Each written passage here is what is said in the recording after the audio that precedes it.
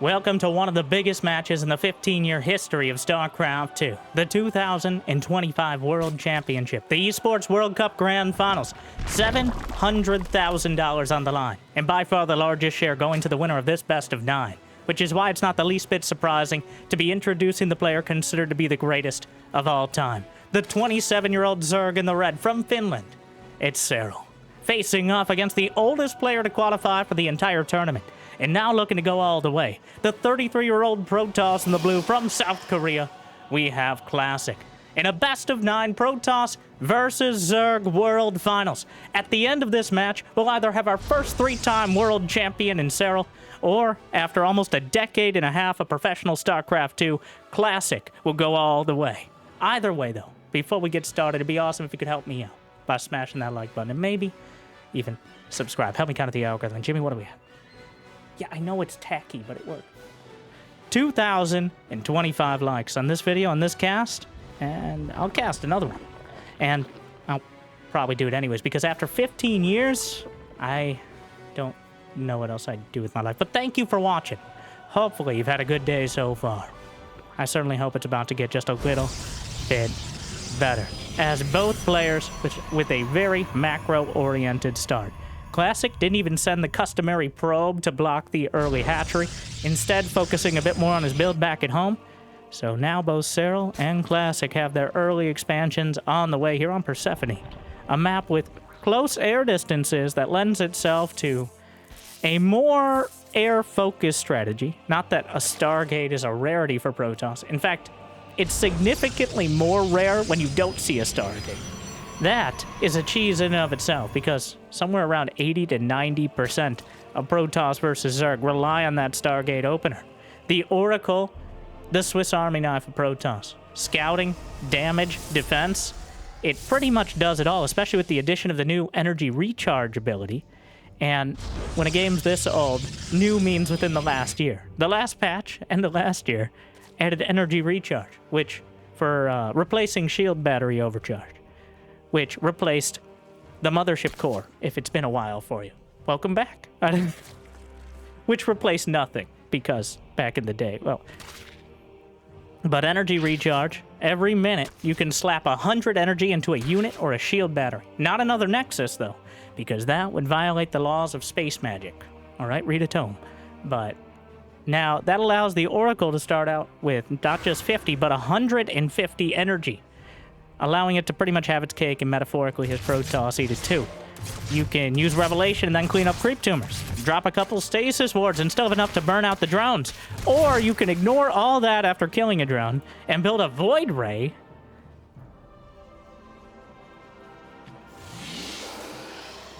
The legacy of the Void, in Legacy of the Void, has been a mixed one. For a few years, they were buffed. Kind of almost ridiculously so. Quicker build time, less minerals, but they are now considered to be a bit of a black sheep, if you would, for the Protoss. A desperation move or an incredibly suspicious one. He's gonna burn out that first Overlord, and it's telegraphing the fact he wants to hide something, which is a mind game in and of itself. But the Well, the Overlord gets the most dramatic scout. Classic actually using the Healing Shrine, which does have an air blocker around it, but is also the only way to heal your Protoss units. A couple maps in the pool have those Healing Shrines, though definitely off the beaten path. So a Void Ray first is a mind game in and of itself. You don't go Void Ray first. It's just not as good as going Oracle first in a stock standard game. But I do think Classic needs to do whatever he can in order to keep Serral guessing. Because Serral has this uncanny ability to be reacting to what you haven't already done yet. As it is suspected he has an elephant-like memory and, of course, physical presence. But a queen is getting chased down by the soft lock-on of the Void Ray. Back behind the mineral out of the Oracle! Well, finish her off. Wow. The Overlords look on, all protected by the Spore Crawlers, but not enough to save the queen. And Serral in a bit of an awkward position to start. Not a bad one, as the Void Ray doesn't really have the outright damage potential of the Oracle. But just being around means that Serral cannot send overlords out. It's a little bit harder to get Zerglings by. And double Stargate Oracle? Even Moracles on the way. It's going to be Foracles. I'm not even being rhetorical. This is one of those deplorable cheeses that they wrote about in the Loracle. But, we'll see if Serral ends up Soracle after this one, or if he's just going to ignore oracles. I'm here all day. I don't know how long this series is. Probably most of the day. A Spire is on the way, and Serral's been doing this lately. The same thing, covering all his bases as well. 4 oracles of the queens! One of them gets burned out, and so far, Serral clearly caught off guard, but the Spore Crawler still a lot to contend with. More queens coming up. There's one transfuse! This is restricted lair space. Brenda, it's game 1. We can't weird them out right now. I don't care. Get off my creep! Sorry, I blacked out for a moment, but the queen shut down the early aggression, and Serral going for that kind of safety spire could lend itself to some mutas, and having the spire against the almost inevitable sky toss, I think Serral has read this right. I think Serral can do basic math. I know, crazy concept, but that many oracles is almost impossible to build off just one Stargate so quickly. And now the Overseer is going to confirm what he already suspected. Doesn't have quite enough for a Contaminate for a while yet. Sees the Templar Archives timing. Psionic Storm, combined with Energy Recharge, an existential threat to the Zerg. You can slap 100 energy in a Templar. It has 2 storms the moment you warp it in. Just like the good old days of Wings of Liberty. But Serral, 73 drones, and he's making mutas. The mutalist, rarely used. So this is the worst possible time on paper to make mutas. There are already 2 Stargates out. He could spam Phoenixes. But Serral knows he did not scout this. What did Classic spot? Honestly, Classic should be thinking about it, but he spotted the mutas. They're chasing down the oracles, but they're forcing Phoenixes out. Serral is already building roaches behind this. So Serral is countering the response to the Phoenixes. And it's not like Phoenixes can't deal with roaches, but quantity has a quality all its own. Serral gonna try to keep it busy. And the Templar! The Templar, they don't have Storm, and the mutas could just... Well, the shield battery's helping out a lot. This is not nearly as dramatic as I thought it would be, as the fancy capes and more importantly the shield battery. He picks off 2 Templar though. Definitely worth it since these mutas have an expiration date. They don't get countered too much harder than by the Phoenixes, which outrange them and can attack while moving.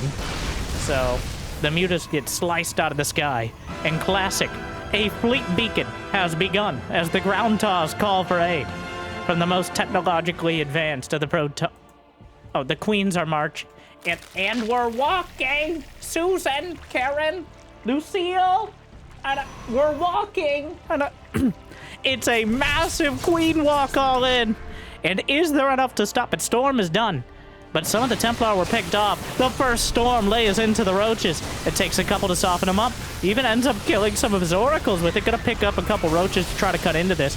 But there's so much Zerg. The queens are closing in. Serral does lose a huge chunk of his roaches to start. But the transfuses, with the help of the creep, are coming through. And the queens with a vengeance are coming forward. Roaches and Ravagers, transfuses, keeping them intact.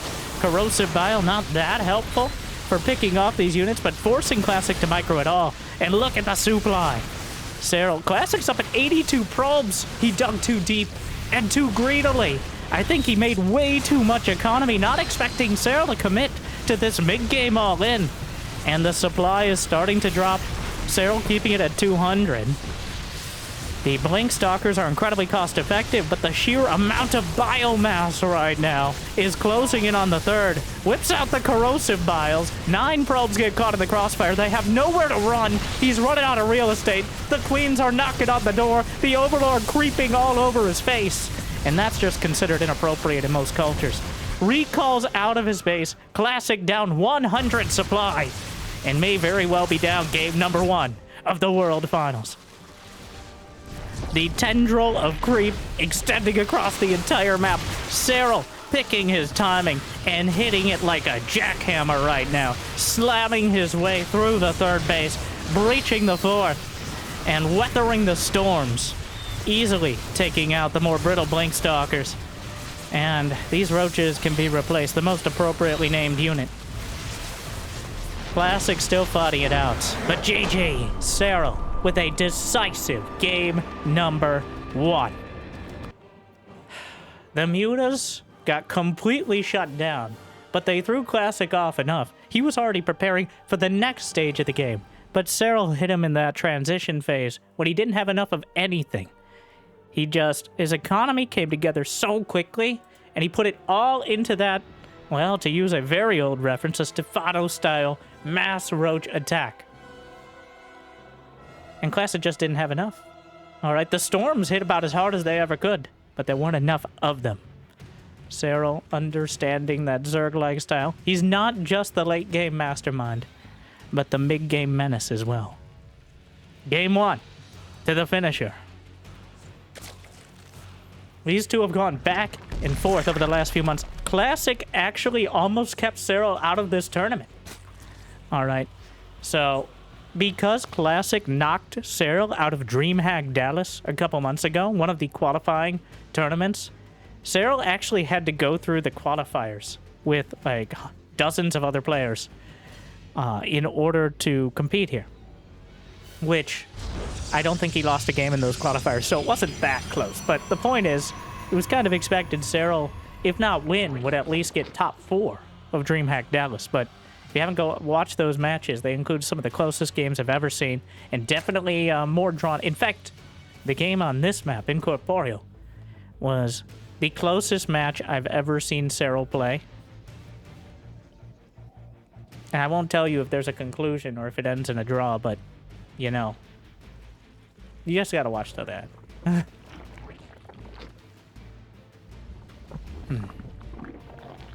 Probe taking a bit of an odd path and coming in.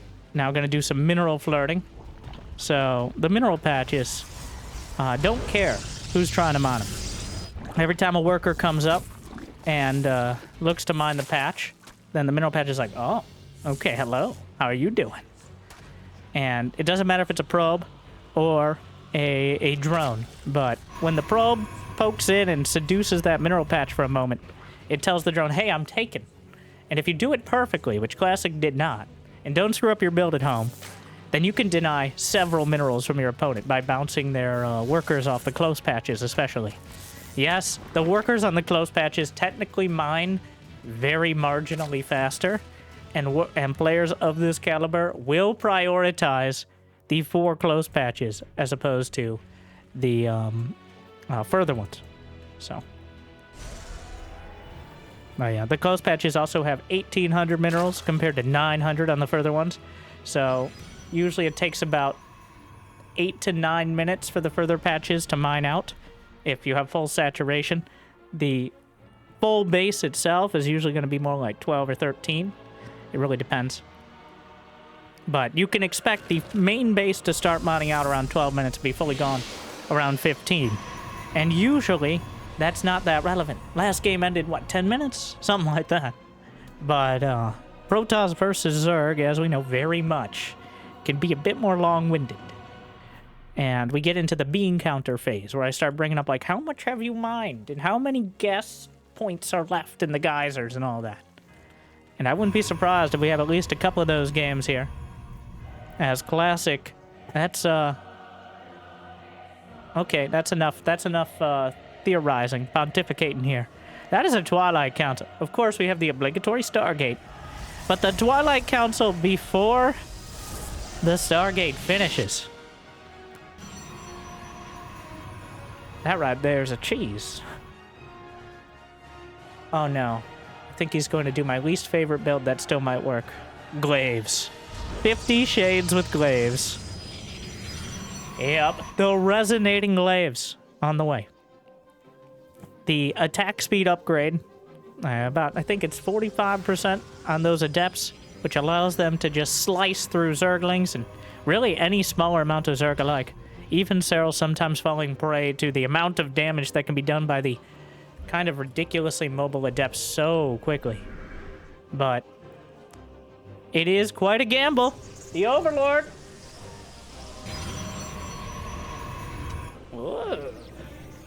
Look, it's Glaives. Yes, he's cheesing. Of course he's cheesing. But the Overlord actually gets in, and there's a bunch of Zerglings already out for Serral. 38 drones back at home, but he's going to delay the third base. And he's calling. It's not really a bluff. Sorry. Overlord's getting in the way of things. Not really a bluff out of Classic, but he realized that Classic was trying something a bit spicy here. And that means he only built one Oracle. And Oracles, for all their talents and utility, can only be in one place at one time. Of course, you can recall back, but that's a whole nother deal. So the Oracle went across the map. Classic skipped the second Oracle in order to get Glaives. Serral comes out with the Zerglings. How does he counter something that Classic hasn't even done yet? So, Serral, since the last tournament, he actually dropped out of several tournaments since the BGE tournament in Bulgaria a couple months ago, and has not played a single professional game for almost 2 months before this tournament. There are 2 players that are a major threat. Well, 3 players that are a major threat to Serral, who have beaten him in really any games this year. Classic, Clem, and Raynor. I feel like Serral went out into the Finnish wilderness and kind of had a philosophical debate with some trolls or something to figure out how to beat Skytoss and Classic in general. He's reading him like a well-known book right now. It is such a, pardon my pun, classic tactic to just throw a glaive to depth build in. He read it so perfectly that Classic didn't even do it. Like, he canceled glaives. I didn't even know. I'm too busy getting excited about Serral's perfectly timed rush. I didn't even realize he just gave up. Wow. Well, Classic shifted into the blank. Apologies, I get carried away sometimes. It's Jimmy's fault. All right. Like and subscribe so I can get some real help. Mental or physical, really. It doesn't... Revelation spots the roach speed on the way. Infestation pit. Despite everything, Classic still has a perfectly fine economy. Serral committed. Now, when you decide on whether or not it's going to be a Zergling or a drone, well, it's an either-or. That larva can only go one way or the other. So Serral doesn't have this sort of booming economy that he can just pump out 200 supply before Classic gets to 150. That's not the kind of game we're having here. Instead, Serral's going for the much more late-game oriented Hydras, and he's getting Overlord speed, as well as having an Overseer with enough energy to potentially contaminate. Serral, one of the few players using Contaminate to pause production for 125 energy. Yeah, it's not cheap. You can delay production of any building for about 20 seconds, which is not usually a huge deal, but if it's on something like Storm or a key upgrade, definitely makes the difference. Sometimes on things like Tempest or Mothership. But Storm's already done, Blink is completed, and Serral is going to be headed down a much more long-term road. No +1 for you. Seconds after it begins, +1 ground weapons is shut down, contaminated. An inauspicious start to the upgrades for Classic. And now Serral has the economy he's looking for. We got 82 drones and counting. Hive tech halfway done. Lurker den on the way. Hydra upgrade speed and range coming online. He's going to have +2 ranged attack on the way as well. Classic has been forced back to his side of the map, and probably going to be stuck staying there for quite a while. The second Stargate and the fleet beacon was on the way. We'll see if Serral lets him get to it. The fleet beacon unlocking Tempest, the Mothership, and the higher tier air upgrades. But really, the air upgrade's not nearly as important as maintaining a Tempest count of 5 or 6, aka enough to one-shot lurkers. Or easily kill Hydras. You don't want to go too much higher, because then you can get overwhelmed by Corruptors. You got to keep this sort of ambiguous number of Tempests, so they're forced into anti-air, and Hydras aren't really anti-air, but they like to cosplay like it until they walk through the storm. But Yeah, the fleet beacon will be spotted. Speed Overseer just gliding through. And so far, the mothership is the first choice. Classic trying to speed run to the late game now that he got stalled out in the mid. The Templar being overrun. The Hydras and Roaches from either side. The jaws of Serral close in. He blunks forward. Classic making the best of a bad situation. Able to pick off a lot of the Hydralisks. And a rough fight, losing all of his Templar. But Serral does not have enough left over in order to really continue the attack. Especially with the threat of energy recharge and Templar with Psy Storm on the way. Lurker range completed. Bringing them to severely outranging any gateway unit. Kind of requiring those Tempests. Corrosive Bile on the Overseer, or Observer rather. Adrenal Glands, the first Hive Tech upgrade besides those Lurkers. Warp Prism, some charge lots, sneaking around the back. 3 more Overseers on the way. I think just making sure a mothership is not a real threat. The Zealots have +1 attack, but that makes them incredibly strong against unupgraded Zerglings. Stasis stalls out some of the Lurkers. But enough of them grinding through. The cannons won't hold forever.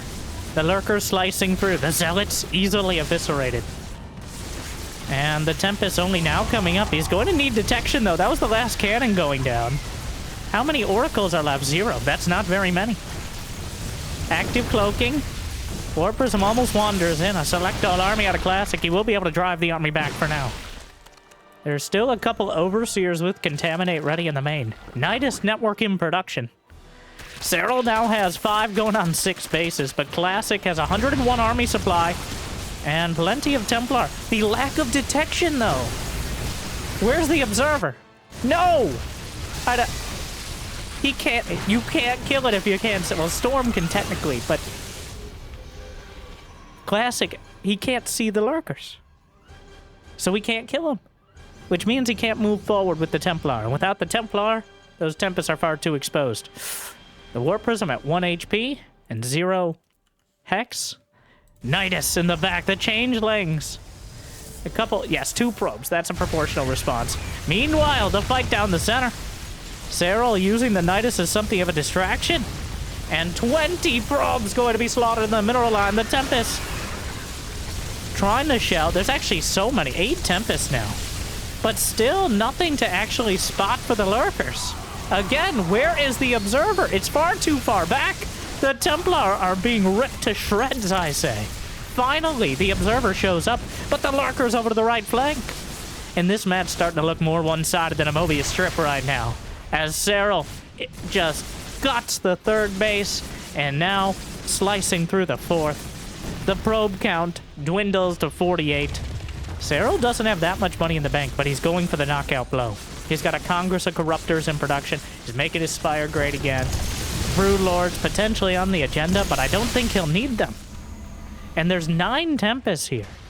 Classic has, I think, overcommitted to the Tempests. That is a big chunk of his army supply. 4 apiece. So over a third of his army is Mothership and Tempest. Zerglings, the shield battery won't be enough. The Zerglings just ripping through everything. The smallest yet most dangerous unit. And Classic has been unable to really make any progress on the field. Serral shutting down the Glaive Adepts before they started. Cutting through and drawing the Tempest out of position before they can make any progress. And now, he's got to come all the way back before he has nowhere to come back to. The Lurkers in the main base and escape. Escape the main. 89 drones back at home. This is quite a death animation from Classic. But make no mistake, that's gonna be 2 for the finisher. The Corruptors come in, and the Mothership goes out. You can't explain that. Knocks it down. GG. Serral with another decisive and comprehensive victory. And things are certainly not looking incredible for Classic so far. How did he...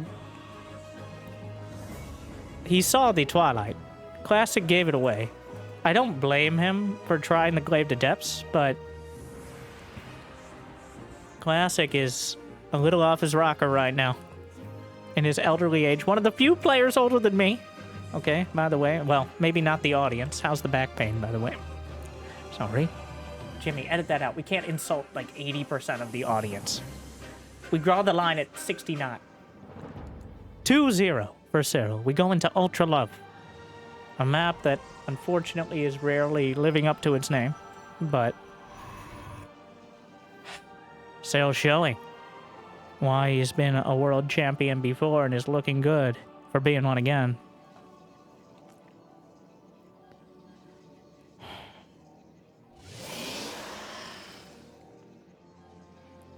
Classic. I think, therefore I am, but Classic thinks his style is figured out. Feels like Classic does not want to fall back to his kind of default build, which is Blink into Storm into Tempest. We kind of saw some version of that in each game, but it's been a meandering path, like double Stargate, Glaive to Depths. He hasn't just gone straight there. It truly feels like Serral has adapted, and Classic thinks that he'll break it down. But I'd love to see at least a straight-up attempt at that Classic build. The one that's gotten him this far. Ripping through multiple Zergs to get here.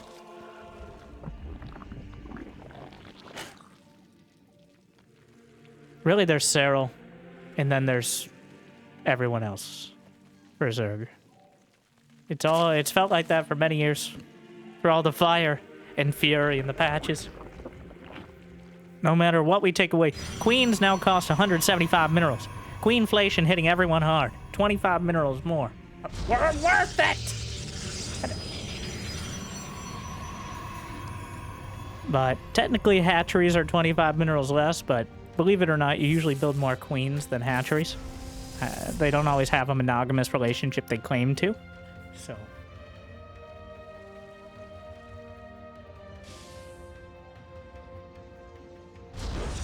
and it is so Serral is always hedging. We saw it in game 1 with the Spire. We saw it in game 2 with the Quick Hive. Even though he went for this early aggression, he was always thinking about that next step. That next option. And Classic is reacting. You really can't react as Protoss. You need to force them to. Because all of your tech and all of your units and all the King's men and all the King's horses, they cost a whole lot of SP and gas and take a significant amount of time. That's the strength of Protoss. That's why people complain. Okay, is the power of the Death Bomb. And when it comes together, how difficult it is to break it apart. So, when you're kind of going a bunch of different directions, you're not getting anywhere fast. For more motivational posters, check out my Dronely fans by subscribing on Patreon after smashing that like button. This video brought to you by viewers like you. Our sponsor. And EWC, thank you. Technically. And these two players. Okay, there are a few people involved. But mostly you. Breathtaking, beautiful, amazing, incredible. Thank you. Energy recharge on the Oracle. A single Zergling trying to keep tabs on the... He'll never expect me to do it again. This time the Overlord will not be gliding in. Is he really going to do the Glaive to Depths again? Such a ladder strat.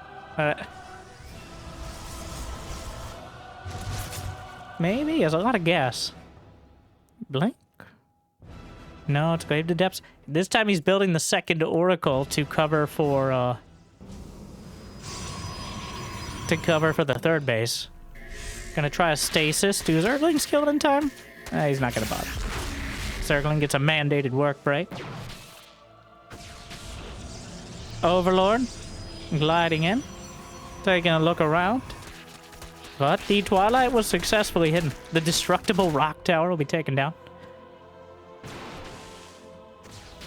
Oh. Oh. Oh. Yeah, there's nothing there. I can see the same thing. The conspicuous lack of any tech is all the Overlord is able to see.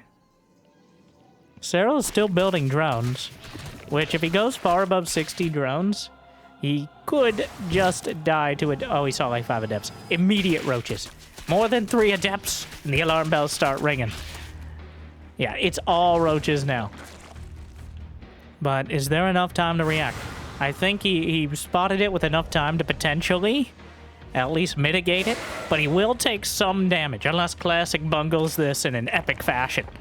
He builds the temporary evil wall, a stasis taken down immediately. The adepts trying to break through will successfully do so. Shade up towards the main, another stasis mitigated by a single roach, but the adepts make it into the main base. The shade completes. 8 drones and counting. Classic now has the worker lead and Blink on the way behind.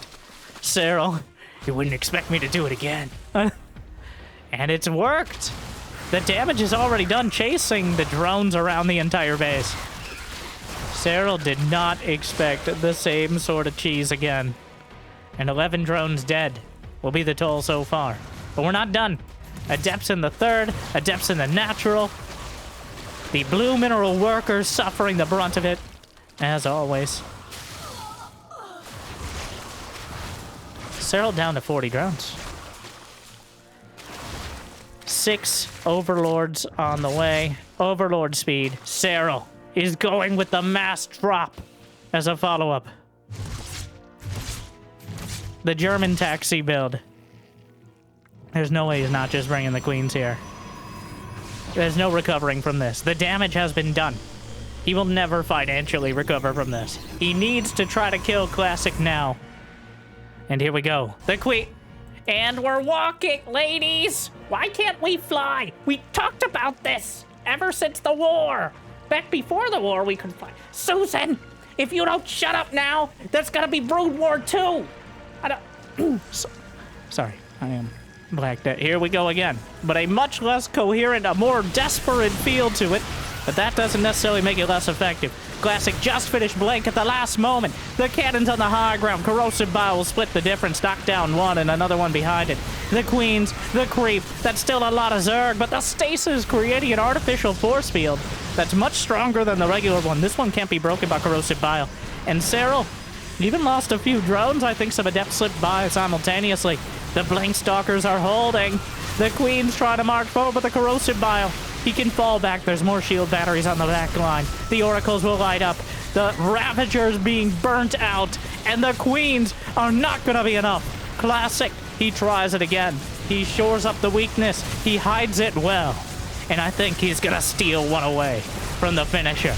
The Glaive Adept slicing through. And Serral's economy. Not enough. Classic is on the board.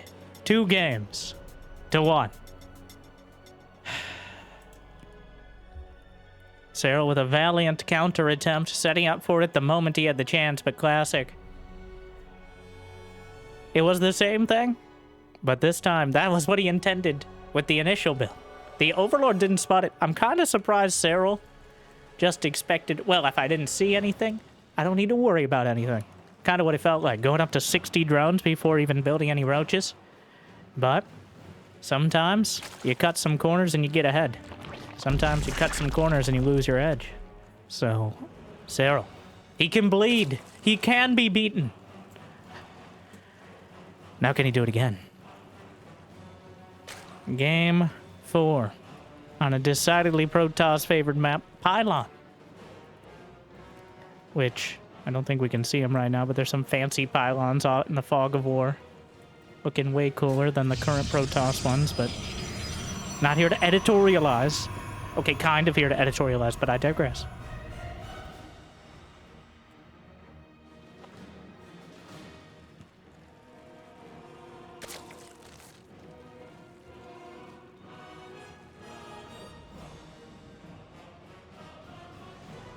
Yeah, this is too much damage.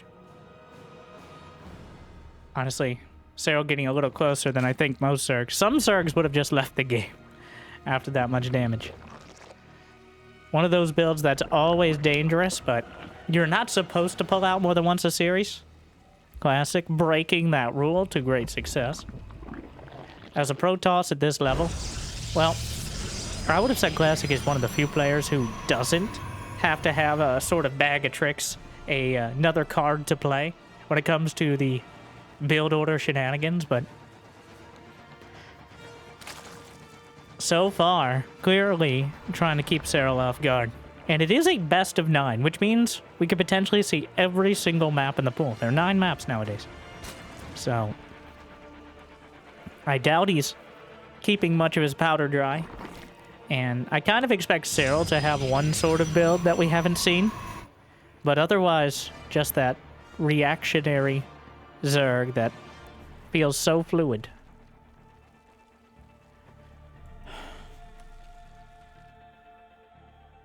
Probe gets a look. Also interesting to note, I don't think Classic has attempted to delay the hatchery even once.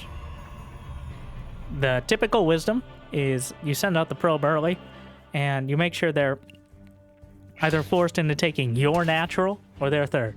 Like that probe blocking the early hatchery is a staple of Zerg versus Protoss for like the last 28 years or so. Even since the Brood War, from my understanding, if possible. But it's a bit of a stylistic choice. Sending out the probe so early does cut into your economy. It's not even necessarily going to work if they're committed to getting a hatchery. Like if you cut the Overlord out of the build, which does hurt your economy as Zerg, but that usually means you can get a hatchery before the probe gets across, if you're dedicated to the idea. But I've seen Serral do both. So, Classic more focused on making sure he has everything at home. He's got the Stargate right up at the edge. The Overlord glides by and we'll spot it.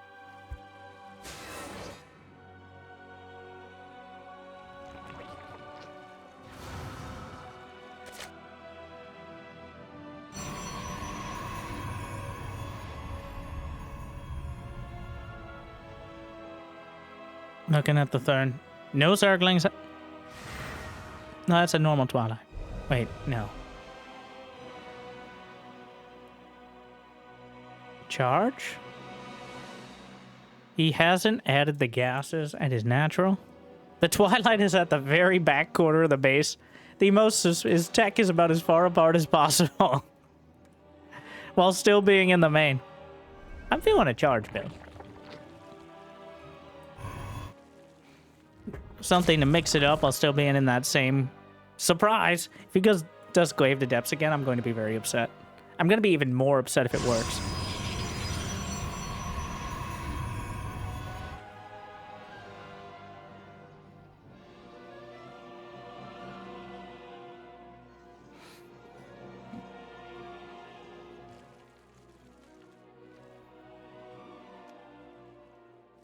Well.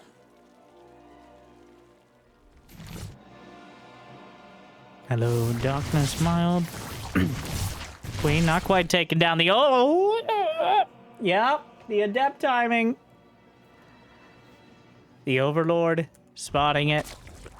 This time around, Serral's opting for melee attack and a Baneling Nest. He's not going to have... Well, he isn't preemptively countering it. This is still going to be a reaction. Lings and Banes are good, but this is a much more micro-dependent situation. Roaches are just, do you have enough in time? 90% of the battle there.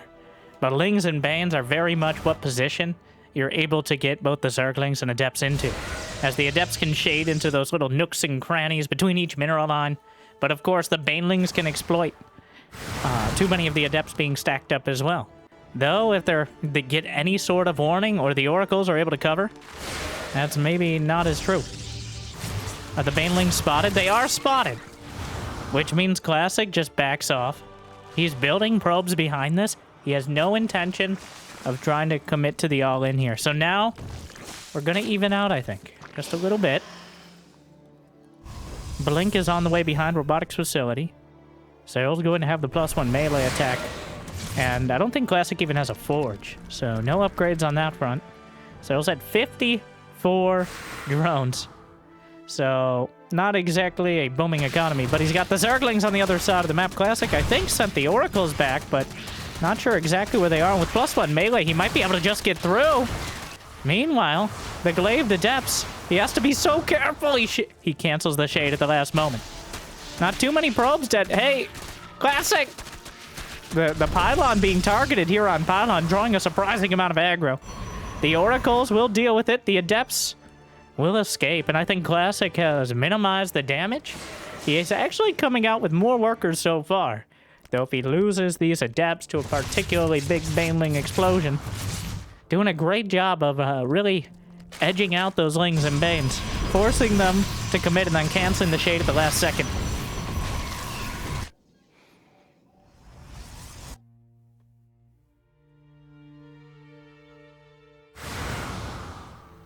Adept Shade back home. The Zerglings on the chase, but so far Classic has... Whoa! The Zerglings! This is worst case scenario. The Adepts on an A move. They made it almost all the way back home, but most of them will be torn to shreds by the Zerglings. Just one Shade away. Just one day till retirement, because everyone knows Adepts get sent to a farm-up state after like the 6-minute mark, after their usefulness has ended. Usually, ideally, not like that. Farm-up state is, of course, the unit's lost tab for most. And I think with that pick-off and the fact that Classic does not have a 4th base, has turned this... Now, this isn't awkward. It's turned it from a tenuous situation with Serral maybe having a slight edge to Serral being in the lead. He's got Hydras already on the way. Does he have Hydra speed done? No. He went for Hydra range first, interestingly. Alright, a more defensive option. 86 drops. Storm is on the way for Classic. Very important to deal with this. But, drops out. Can pick off the Hydra, potentially. Gonna get some of the drones, but... bit of a haphazard sort of situation. He is buying time with this Prism. The Queen... The Queen's move coming together.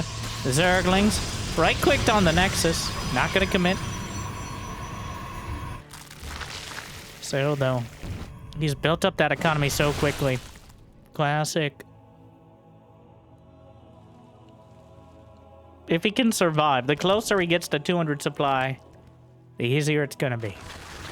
But he's still a long way off. 8 gates, 1 robo. Serral's producing off of 5 hatcheries now. And you know he's hitting those injects. Alright, the master of larva management. The only MLM I can get behind.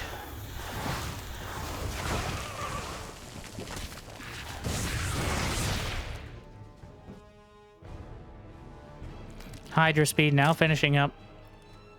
Finally, ground weapons level 1 for Classic, who has 80 probes. If he keeps going, he's going to have some real problems soon. You really... Wait, at this stage, 80 probes is probably the upward limit. Drones, maybe a little higher because of the nature of Zerg, but... Serral at 200 supply. Another round of Banelings. Notably, no infestation pit. He's all in right now. Here comes the tide of Serral, but the storms will fight against it. Stasis zones some of it out. The storms hitting a lot of the Banelings, but Serral with a 270-degree surround. He forces the Archon merge out of the Templar. The Immortals not living up to their name. And that spread is so good, I can't believe it's not butter. Serral just picking apart the defenses, rolling through the cannons. And the Templar are thinning out behind. There's just not that many units to deal with this. And he's gonna take out the Nexus, the Archons, the Immortals, and Classic's hope of evening up this series. Serral hit his peak, and when he peaks, you'll certainly know. Wow, just bringing it all together and slamming it down into that base. And not in a haphazard fashion. Instead, like a brute force surge, rolling through with the Banelings to mitigate the storms and letting the Hydras just continue doing the damage behind. Classic pretending like this is going to go on much longer. But I have no such illusions or hallucinations. That's it. Serral up 3-1. A devastating game. Classic again. Trying the Glaive Adepts. And again, the Glaive Adepts not... Well, if Serral sees them as any warning at all, the Zerg will adapt and overcome. He had the Baneling Nest. I think he was hedging his bets by going for +1 in Banelings, which can translate into that Hydraling strat. Even if they go blank, it's still good. Maybe not as good as getting straight to Hydras, but... So Serral splitting the difference there, and Classic playing right into his hand. We'll see if he has another card to play. We're on ley lines. Probably our most standard, least vetoed, most well-documented map. We've seen, even between these two, hours of games in this matchup. And hour-long games, actually. So if there's any opportunity for Classic to hold it together, I don't... He can't go down 4-1. There's no recovering from that. Giving Serral could 12 pull like 5 times. I don't know. The last time I saw Serral 12 pull was ZVZ, but... Very simply, nowadays, one, it's very likely to get scouted. It's easy enough. It's figured out. You start with enough workers that the economy come... Now, this is a point of division, somewhat, for StarCraft 2, is the 12 workers start kind of cutting out a lot of the early game. Getting an expansion 1 minute into the match, maybe 1.5, is the default rather than the exception. Now, before these times, arguably it was similar. You just add another minute or two before the expansion happens. As the scale of aggression you can put on is much lower as well, with less workers, obviously. I don't know if there's a happy middle ground there. I think adding more workers at the start mostly just cut down on the amount of downtime in the vast majority of matches. But it is a topic of debate, I think a worthy debate as well.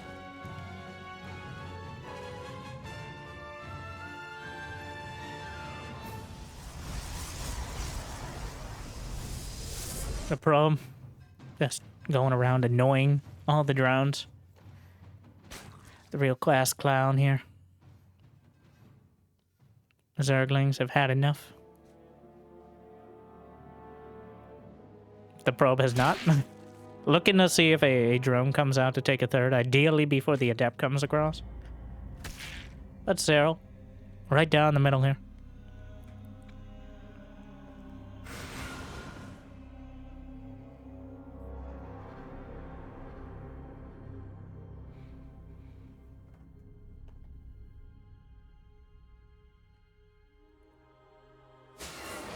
An Adept. Shades by the Queen. Watches it go. Always throwing shade. Don't you dare build that Twilight Council Classic. Come on. Just give us one. I get it. I get... It feels like he expects Serral to have it figured out. But I don't think Glaive Adepts every game is... This isn't... You're not Zest. We miss you, Zest.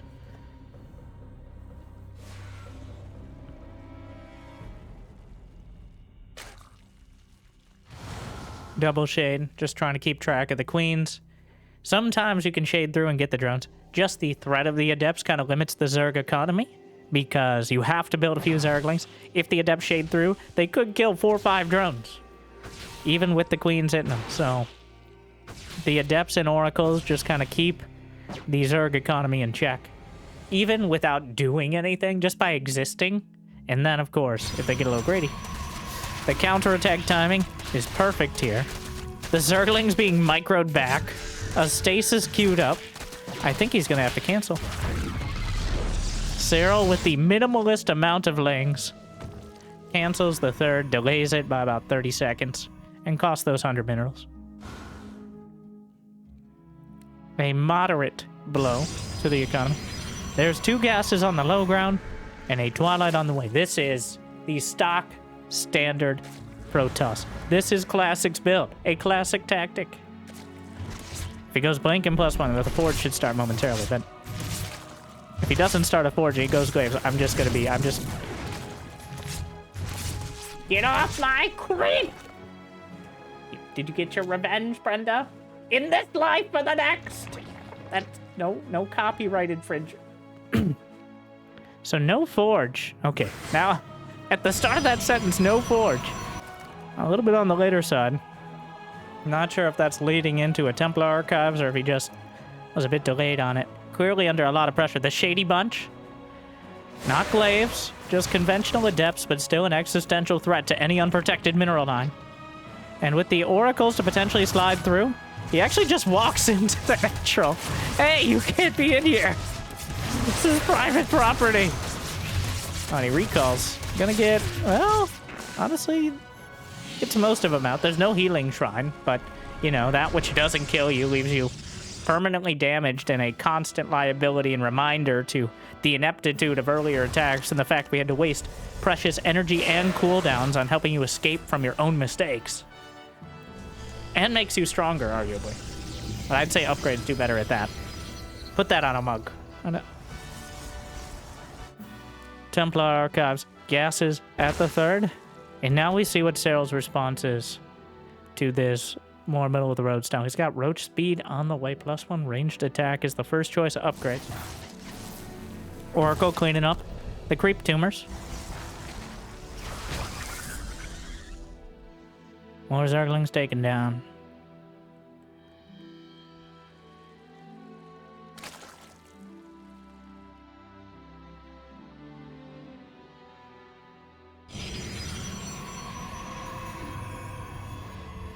Fourth base, next on the agenda. Classic. Serral's got that Overseer. He sees the chrono boosting storm. He has to know what he's dealing with right now. Of course. Getting double gas at the fourth base before it even finishes. Is he gonna bust him again? Is it busting time? Don't, Jimmy, edit that out.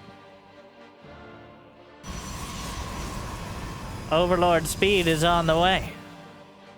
And the creep highway to hell might begin.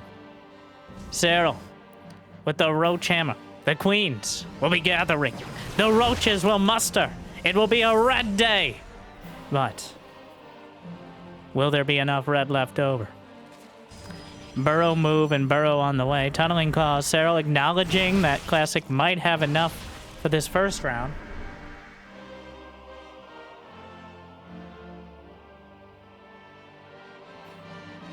Is he gonna do drops into Tunneling Claws? The uppers and the downers all at once? I always like to mix and match. Makes things interesting. The Roaches, let us in! Wow! The Roaches just cut through the bouncer at the door. The Zerglings down the third base. The Queens are Brenda! And we're walking! Lady, hurry up! Meanwhile, main base overrun by the Roaches. The Stalkers will have to come back to defend. Ravagers at the fourth. Queens headed towards the third. Serral in 3 out of 4 bases simultaneously. The Queens hit by the storm. Some more Ravagers softened up. Classic holding on all fronts so far, but he's down by 70 supply. Another dozen Roaches in production. 15 probes have been lost immediately. As Serral, like a swarm of, well, I was going to say angry bees, but angry Roaches is probably still fine. He's got an infestation pit behind the Baneling nest. Classic had not yet put together enough of his infrastructure. He didn't have the critical mass on the ground. And Serral... Did we just watch a water balloon kill a queen from the Templar? But... The Stalker, the Protoss never invented a real door, and now the Roaches are in the main to exploit that. Dun, dun, dun, dun. Everybody supply blocked. Losing pylons and overlords alike. The key part here, this is all happening on Classic's side of the map. He's the one losing economy to collateral damage. Serral is sitting perfectly fine back at home. His hive is on the way. Baneling Speed, filling in the rest of those overlords. He's already got Burrow move. Classic barely moved out of his base and he's already on the ropes. Serral giving him enough to hang himself with. The Roaches being even more accurately named with that burrow move. Constant. They regenerate significantly faster underground than any Zerg unit as well. So just burrowing helps heal them up, let alone the fact they can move. Classic. Well, you gotta keep it interesting and say, well, I like to pretend people value the honesty. Like when someone's dead, even if there's gonna take a few minutes to die, I'll let you know. But this is not one of those times. Classic has 8 High Templar with multiple storms. He is in a very tough spot, but Serral's army is 200 supply of some of the cheapest units that you can possibly get. So the army values are not that far off. Classic very well could stabilize and strike back as long as he hits back before Serral has Hive Tech fully online. Unfortunately, that Hive Tech is in production. Lurker Den, Hydras, Adrenal Glands, +1 melee and +2 ranged attack. In the 6 o'clock base, taken down by some roaches yet again. Classic. He's trying to hold on to his army, but it keeps seeming to slip through his grip. The Stalker, 35 Stalkers. He must be very famous.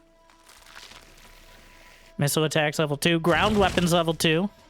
24 banelings on the way, but there's an entire storm front in tow. Those Templar are everything. He needs a tsunami to deal with this. The storms, the most dangerous force fields, the banelings wading through. The Templar still intact, laying down the storms on either side. 360 degrees of attack, but 360 degrees of storm, and Classic has more army supply. He chases it across. The storms doing cataclysmic damage, and Classic finding an opportunity to potentially turn this all around. Serral's at 81 drones, but another round of Stalkers is warped in. The Lurkers are not ready yet. The Zergling count is not high enough. That storm, I have no idea. Desk pop. But here come the Lurkers on the way. Classic is breaking through. But Serral trying to stabilize with some of the Lurkers. He's got a counterattack. A big storm. No Lurker range yet, which means he can still zone him out. There is an observer in the red. If he could snipe that off, I don't think there's any other detection. The one observer is all that's standing between Classic and being shut down entirely. Well, floating if you want to be pedantic and annoying, but Classic has a real opportunity. He's thinking about blinking into the main. Don't do it! He has the high ground. Back at home, he's going to start a fleet beacon and a second Stargate. And has Classic done enough damage to justify it?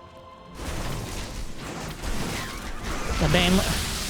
Another Templar is taken down before it can merge. A lot of the creep going to be cleared up. Classic, I think he got as much as he could without digging too deep or too greedily. He does critical damage to Serral. He evens up the supply, he evens up the economy, and he transitions into the late game tech, which will help him directly to deal with the Lurkers, as opposed to relying on a haphazard set of storms and a brave gateway army. Serral with burrowed Zerglings at each of the outlying bases, delaying a fourth even further. But he does have that 3 o'clock base. It's 3 bases to 3. Serral 158 to 166 supply. But Classic is in the lead. Like I said, that army evaporates in the face of such concentrated storm. The Supercell Protoss, enough to turn it around. And now I think Classic, it's not his game to lose, especially if the No, stop. The Templar using Apple Maps over here. That was very lucky there weren't some Zerglings out there. Losing 5 out of 8 Templar at this stage would be emotionally and physically devastating. A massive stasis will actually help the Chargelots get a bit of damage done. The threat of a War Prism keeping a lot of units at home. And Classic going to use that opportunity to swing over to the right side. The Tempest just outranging everything on the ground and most of it, well, pretty much everything in the air as well, technically, but lunks forward, knocks out a Lurker. Classic is alive. I meant more like metaphorically as opposed to literally here. It finally feels like he's woken up and he's ready to play the World Finals.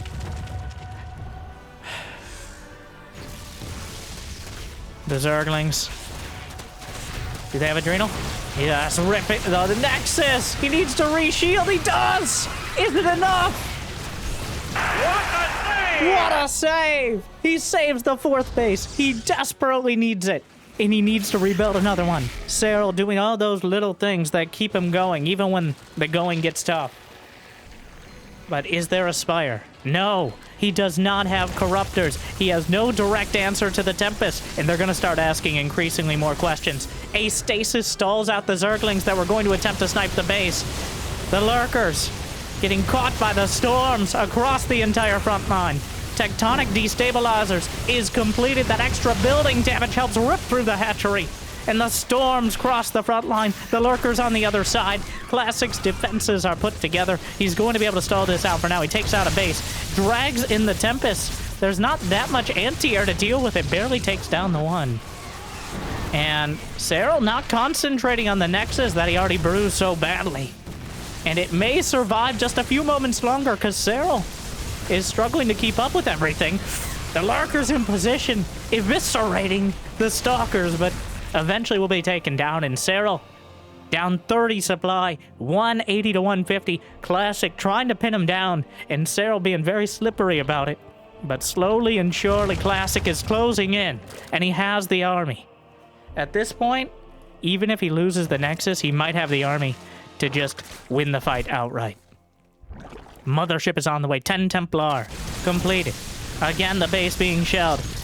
The Tempest dragged in, but the storms on the Hydras in response, doing just as much damage as they're able to deal with the Tempest, maybe more. A single Lurker not targeting the Nexus. Serral clearly on the ropes here.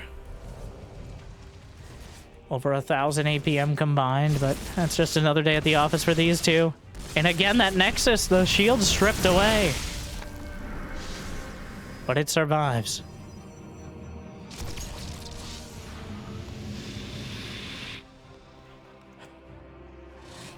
What a game. The storms. The Archons. And again! Serral, his white whale here. Trying to go for that Nexus. It's cost him so much supply now. And Classic is maxed out. Yanks in one Tempest. A second. Has to use another Abduct. The line of Lurkers will zone things out. Another Lurker finds its way in the Nexus again. He may get it this time. He's gonna reshield. Where's the detection? The single. He sees it! The Nexus! It dies! The hero Lurker finally takes it out. And again, Serral buys himself just that little bit more time in order to slap together an army that maybe can deal with it. But knocks out the Oracle. The storm's in response, but he did a lot of damage to the front line. Oof, coming in from the back as well, the Lurkers. Blinding Cloud on the ground. Serral finding an engagement about as good as it's ever gonna get.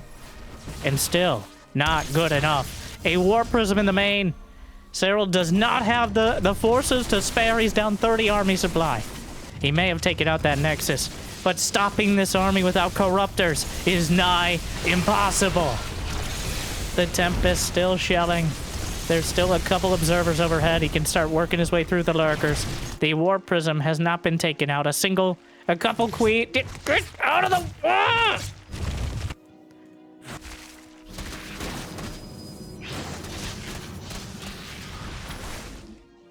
The burrowed Zerglings. He just refuses to die. Serral does not go down easily. Classic, but it's the Tempest count. 5 Tempests. Blugs forward. Picks up a Lurker kill.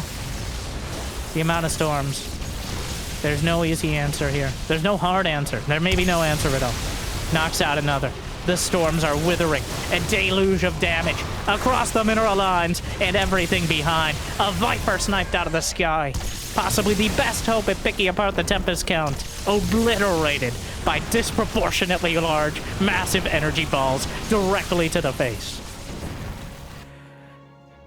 A dozen drones go down alongside the hatch. Serral getting Hydra lunge as his last desperate lunge towards victory. The amount he's able to delay and constantly keep Classic busy. But it's like trying to slow down a freight train at this point. War Prism dies. The Lurkers, he actually kept them on hold fire in order to try to slice through the Templar. And he got very close to a couple. But feedback on the Viper, storms on the Hydras, the Zerglings can't even get close. Active Cloaky on the Mothership. What he doesn't see could very much hurt him. The Lurker's moving in again. The Archon's eating the damage. Time Warp to zone. The Queen's off of creep. The Hydra's thinning out. I don't know if there are any more storms here, but GG. There were some charge lots on the other side. Classic strikes back again. And this time in a comprehensive late game that Serral just couldn't keep up with. He committed everything to that Roach attack. And while he had the tech to follow it up, Classic had the army. If you don't have the Corruptors by the time the Tempests arrive, things get very difficult very quickly. And with it, Serral's road gets a little bit rockier. Classic with now the quick cheese and the strong late game, showing his competence on both sides of it. And it really feels like finally warming up. Better late than never, certainly. 3 games to 2. Hey, at least it's not the clean sweep of last year. We're going to torches.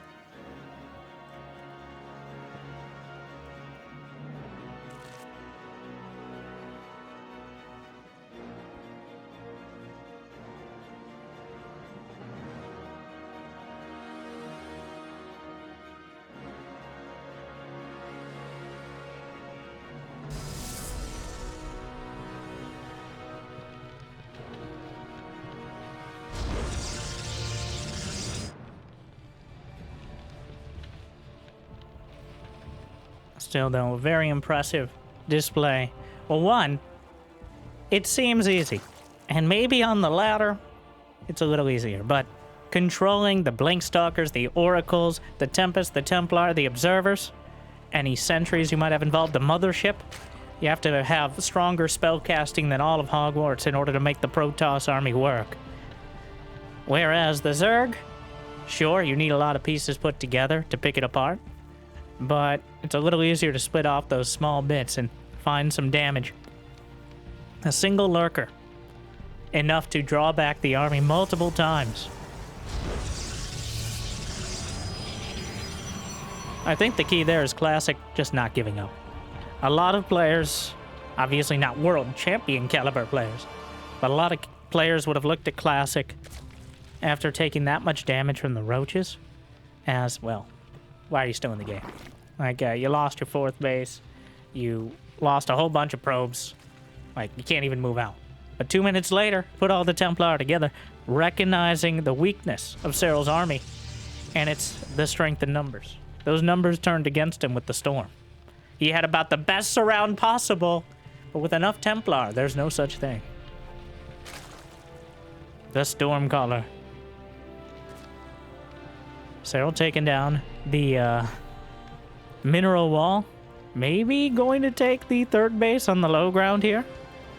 Thinking about it. Probe driven back. But that was the Classic that I expected to see going in. Glad he eventually showed up.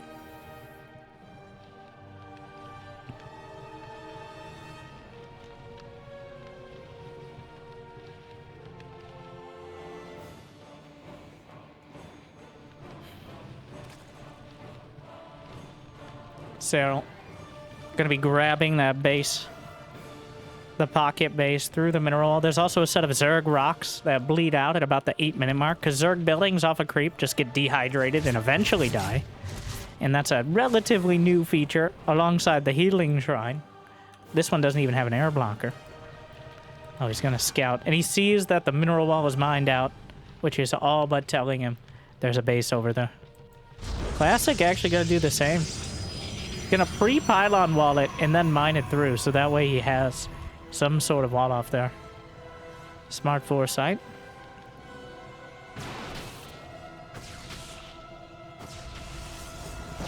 Oracle right off the bat. Does he recharge it? Not yet. Some players will wait till the second one when you can kind of figure out what you actually want to do with it. Looks like both of them are going to be expanding down this, like, mining DLC area.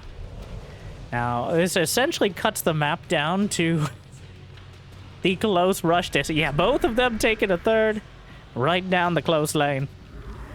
Things will get interesting. If one of them expanded outside, we could expect a pretty extreme late game. But no, not this time around. It really kind of... Well, if Serral wants to do a queen push, there's no better time. It's a bit cliche, and I'm sure Classic will be anticipating it.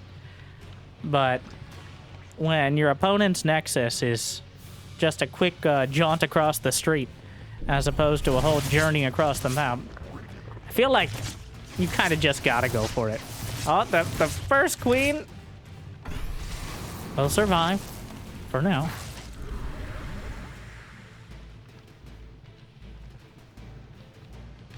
Blink on the way.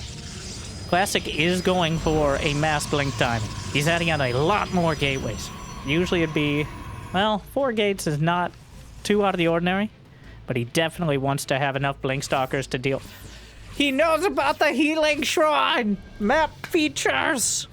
The amount of players that don't use it upset me, because it's almost all of them. But Classic definitely want to use all the tools at his disposal. He's hard-walled off the natural. Serral making a bunch of roaches. He's just going to use the creep spread itself to try to break through. But Classic aware of that.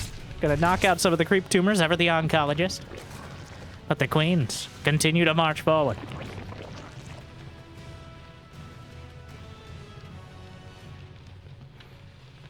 This time around, the queens are finally one, but hey, move along. Well, maybe if you weren't so thick, Brenda. You're just as thick. Yeah, I know.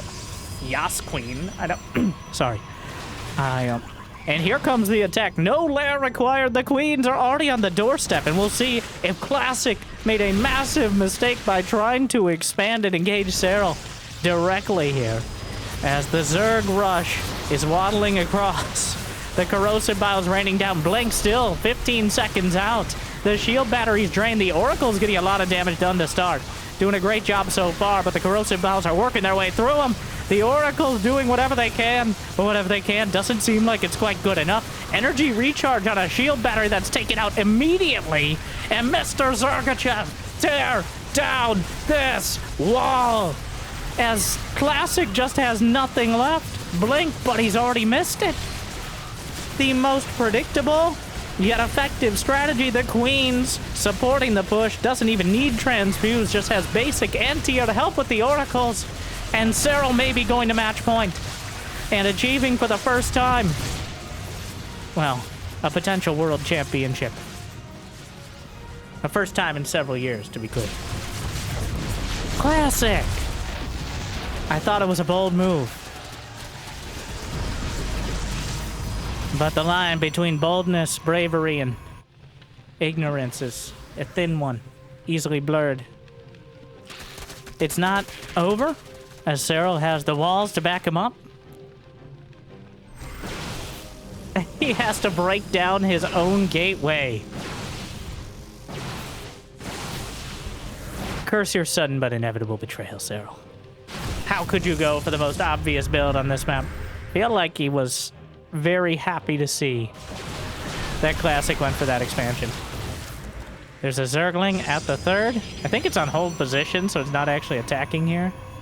Which, he does get the Nexus, so that's something. But Serral's just taking the gold. This is my town now. He's taken this entire side of the map. The gold base down the center. A shrine to dark. A bold move, but he's breaking through the pylons. Classic must construct additional while losing the third. It's a disaster. The Oracle heads back to the healing shrine, the only way it can actually get healed.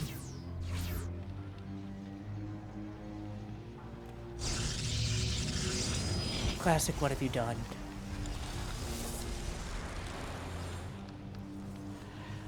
It's clear he wanted to use that as a staging area for his early attack, but Serral, ye old Zerg rush.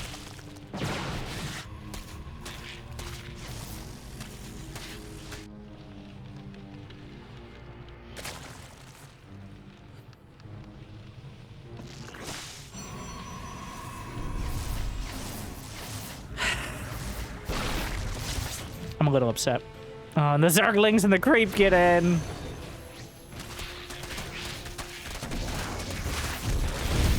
All the probes are stacked up. He had plenty of probes. Not anymore. Serral is breaking down these walls. There's no third base. It's all over but the G's. We're going to match point. Classic, I know he knows better, but I think even for a player who has a decade and a half of experience, even for a player who's beaten Serral about as many times as the other way around this year, I feel like the nerves are getting to him. And how could they not? Serral with the most experience in World Finals of probably any player in StarCraft 2 history. Nerves of steel.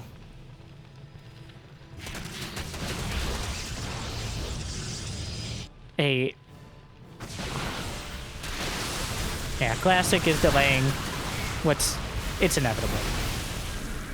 He's gonna get disruptors. Wow. At least check that one off your bingo cards. Disruptors actually being built. Disruptors not it's something. You know, might as well try it. He's got the 2 Ds of desperation right now. The Dark Templar. Oh, I think he canceled the Dark Shrine and went for disruptors instead. The Hive is not yet done. Vipers can pull disruptors out even while they're firing their Nova.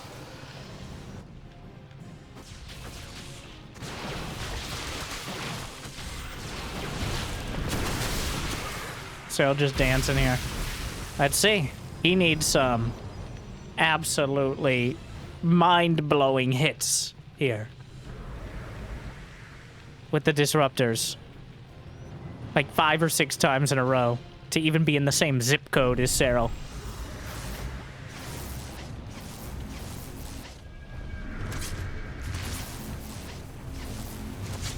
Oracles? I don't... Ah! Oh, that was just Karen. The Hatchery Owner Association meeting's way quieter now. Susan, don't say it out loud. So. Well, Classic going to try to retake this area. He's at 115 supply, which could be worse. Fires off a broadside. A few more hits, but Serral is absolutely everywhere with everything all of the time. GG! Serral 4, Classic 2. Serral had an Ultra Cavern, a Spire, and pretty much everything else on the way as well.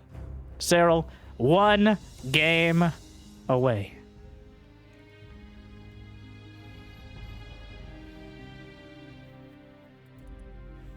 After being completely shut out 5-0 last year by Clem. Thanks to Classic Clem not here to challenge Serral again. But right now, hard to see if anyone's here to challenge Serral so far. Classic has had moments of inspiration, but this has been a tide of Serral just smothering him under the weight of overwhelming Zerg. So here we go. Potentially our final game of the 2025 World Championship. Hundreds of thousands of dollars on the line. In the top left corner, the 2-time working on 3 world champion. The finisher. It's Serral. Joined by the chin toss in the blue, we have Classic. Classic with his resurgence this year, winning GSL, beating Serral, winning RSL as well, over Clem. But he really needs to turn it around dramatically here. And I don't know if he has what it takes. even the games where, well, Serral's losses have been essentially a build order loss to the Glaive to Depths and an achingly close tooth and, well, metaphorical tooth in the form of Protoss and nail late game, where Serral just didn't quite land the killing blow. Whereas Serral's victories have looked decisive. The Queen Walks have joined us once again. Classic, unable to withstand them. There's been multiple varieties, multiple timings, but the results very similar.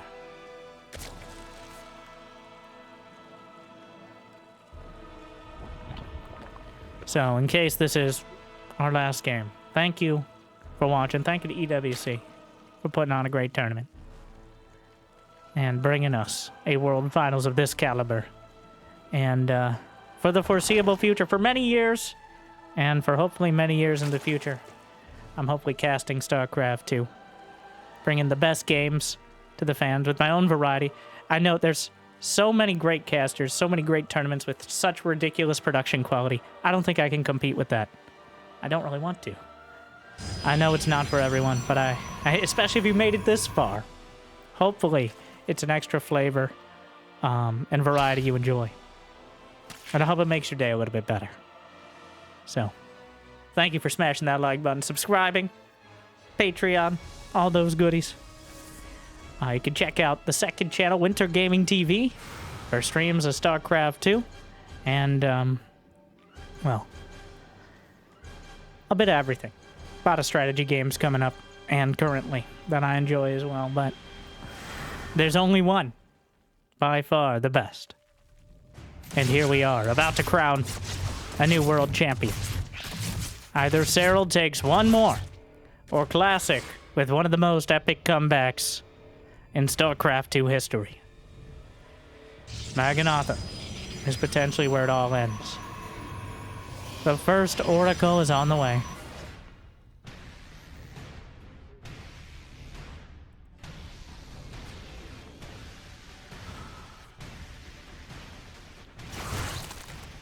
First two Adepts. A threat, but shading back. Respecting Serral, but cancels the shade. The drone's on the run, making things kind of awkward here. Will get one, but taken out in turn. Dodges into the Spore Crawler. Wait, went into the main, but Serral, another save. Pops out the Spore, but the Oracle, he didn't actually get a regular Spore in the Queens. Now, as the prophecy foretold, there must always be an Oracle that comes in, gets 2 drone kills, and ends up in the orange. That is an absolute staple of this matchup, and always has been.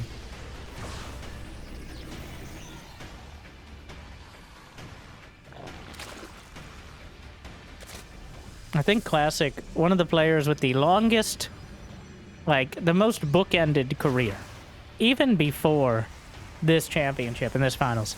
He won GSL in 2014, just 4 years ago. And then he won again last month.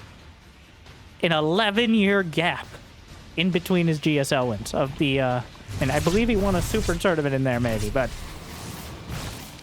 the reverse bell curve of his career has been quite a dramatic one. He's already completed his obligatory military service, as has Serral.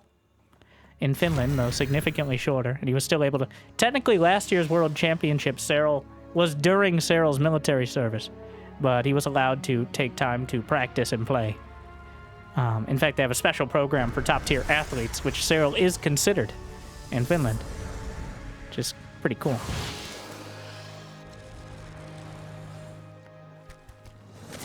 Bye. I'm sure I had an even more coherent and profound point, and we can just pretend that I made it. As we get into the 5-minute mark, Twilight Council done, Blink and +1 on the way. Classic angling towards that more late game oriented. Should have the storm started momentarily. This map, quite hard to do an outright ground attack. The sheer rush distance is so far that Serral playing a much more long-winded strategy. Stasis. And a single drone. We'll get a mandatory work break for now. Storm on the way.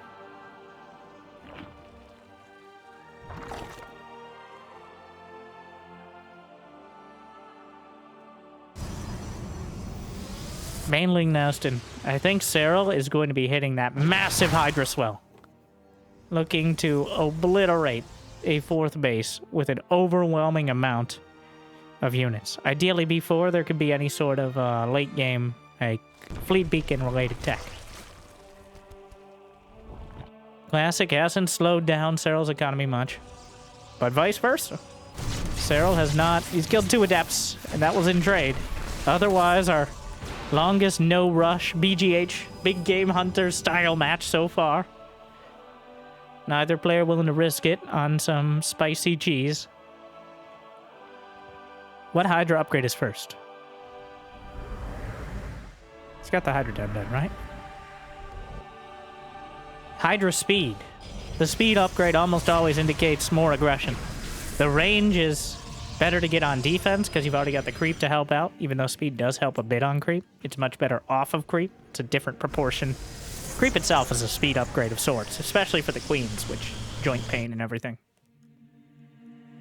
Well, whose fault is that?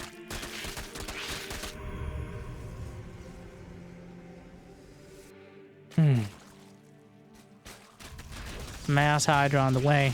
Classic's actually moving out. At least gonna try to take a bite. A second Stargate and a fleet. Sorry. And a fleet. And a... No fleet beacon? Did he forget it? Oh no. Fleet beacon is very important to have as soon as possible. But mass drops are on the way. There's the fleet beacon for Classic, but a little bit on the late side. Meanwhile, Serral is loading up. How many Overlord drops did he end up with? Several. But here we go. He's going to be hitting that multi-prong timing, and the fact that the fleet beacon is slightly delayed could be a bit dicey. Oracle goes down. I don't know if he spotted the Overlord drops, but here comes Serral. Overlord drops across the board, looking to hit that drop timing and potentially overrun the advanced alien Protoss. But here comes Serral for the World Championship 200 supply. Hydras, Lings, and Banes, Dropper Lords to the north and to the south.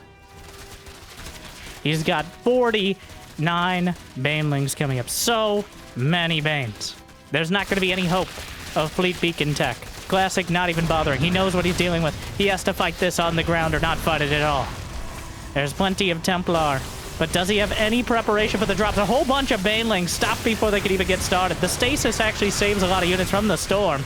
Still several storms. Archon zoning out on the north side. Drops happening in the main simultaneously. The storms. Archon merge at the last second. Warps in some of the stalkers and mitigates the Banes. 17 probes dead, though.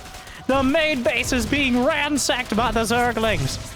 The Zealots cutting through some of the drones. A Baneling drop came in and killed even more probes. And Classic is down 60 supply. Serral didn't quite break through the front, but he did plenty of damage everywhere else. Almost getting the forge upgrading +2. And he plummets to a 60 supply lead.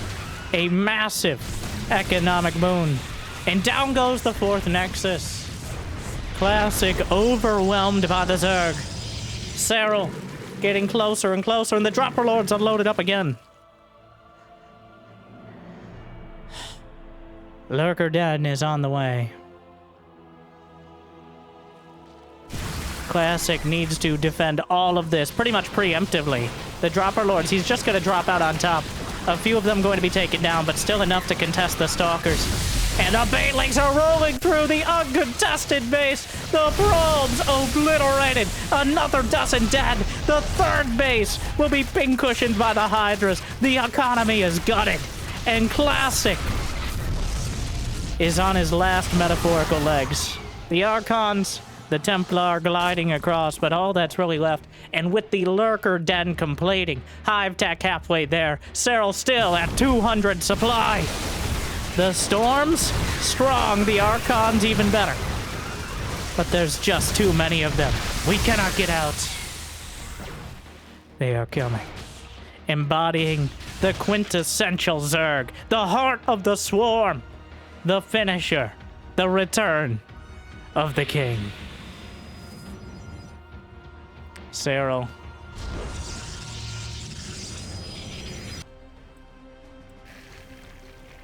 Lurker range is on the way.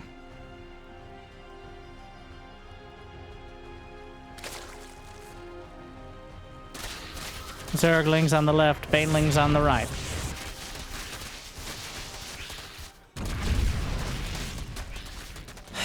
Classic. Just picked apart, drawn and quartered. He made it this far. But I think his journey ends here. He'll have one last attack. But every bit of tech is fully available. Serral, even if he loses this army, he doesn't really have the economy to rebuild it. But it should be more than enough. Classic has to go. He doesn't have a choice. Well, I guess he does, but there are no good ones. There's bad and worse. If he stays, it'll be trouble. If he goes, it might be double. But Serral again with the Lurkers. Slicing in, gonna cut through the cannons. Work his way through the defenses, which Classic put up a bit of a slapdash opportunity.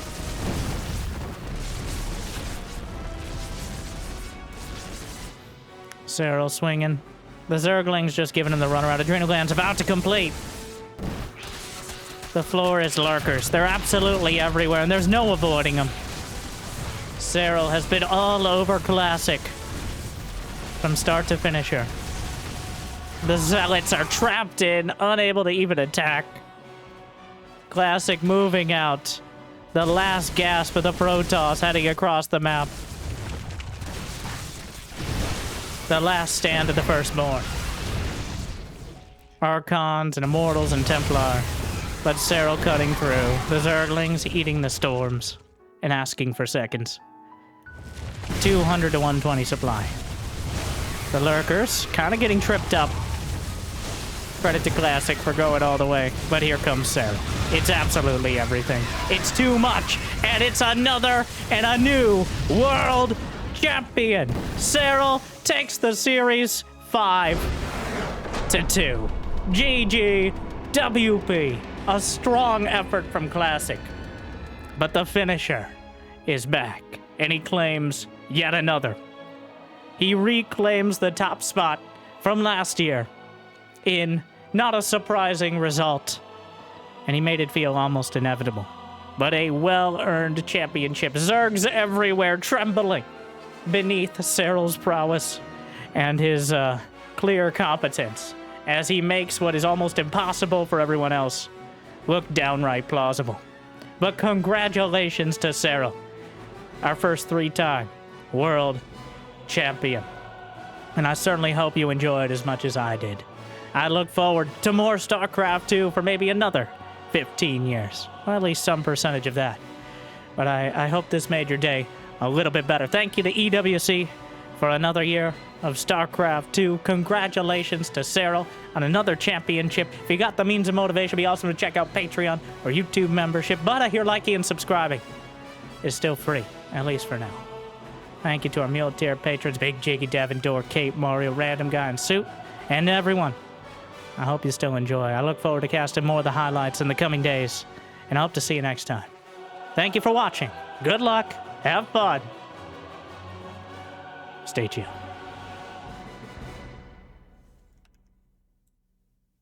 Hell, it's about time.